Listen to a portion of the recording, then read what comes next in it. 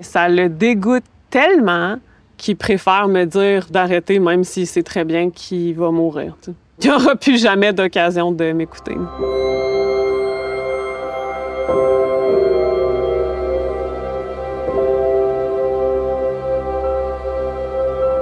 Du plus loin que je me souvienne, j'ai toujours bégayé. Ça n'a jamais été automatique pour moi de parler. J'avais l'impression qu'à chaque fois que je bégayais, c'était mauvais, c'était mal.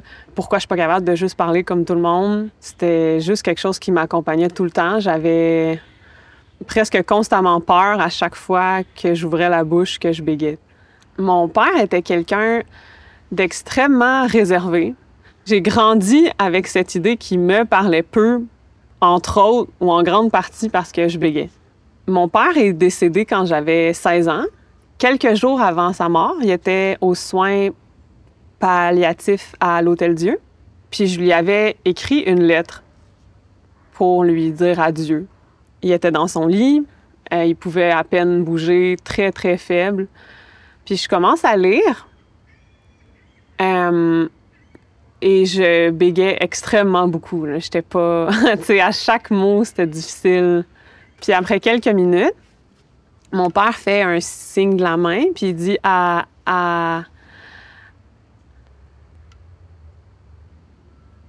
arrête. Puis je me souviens, à ce moment-là, j'ai complètement figé. Ce qui m'habitait, c'était... J'avais juste envie de dire « je m'excuse », tu sais. Je m'excuse de même pas être capable de pouvoir te parler, tu sais. Je m'excuse que jusqu'à la fin...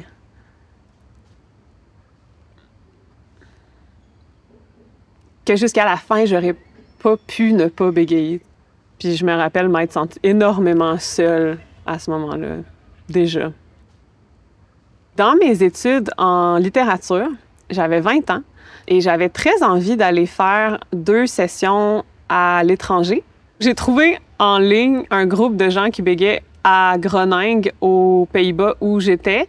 Ce groupe-là se rencontrait dans un café-bar, juste assez grand, juste assez petit, tu sais, pour que l'ambiance soit chaleureuse. Puis c'était super chouette parce que le bar était ouvert juste pour nous.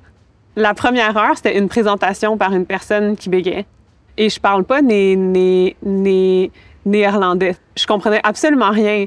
Mais juste de voir cette personne-là, qui était un monsieur de comme 45 ans peut-être, très beau, vraiment digne. C'était la première fois que je trouvais ça attirant, tu sais, chez quelqu'un. Les seules représentations que j'avais du bégaiement, c'était quelque chose d'inapproprié, de ridicule. Que le bégaiement, c'est nécessairement laid, tu sais. Puis cette expérience-là m'a profondément chamboulée, m'a vraiment fait du bien.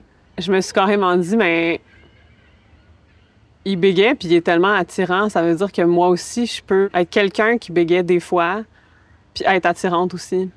C'est comme si ça m'avait dit, c'est correct. Ce changement de perspective chez moi a énormément impacté qui je suis. Quand je repense au moment avec mon père, je comprends que c'était pas parce qu'il trouvait ça dégoûtant qu'il m'a demandé d'arrêter. Il cherchait peut-être à me protéger, moi, d'une lecture trop difficile dans la forme et dans le fond. Je pense que cette interaction-là a été guérie.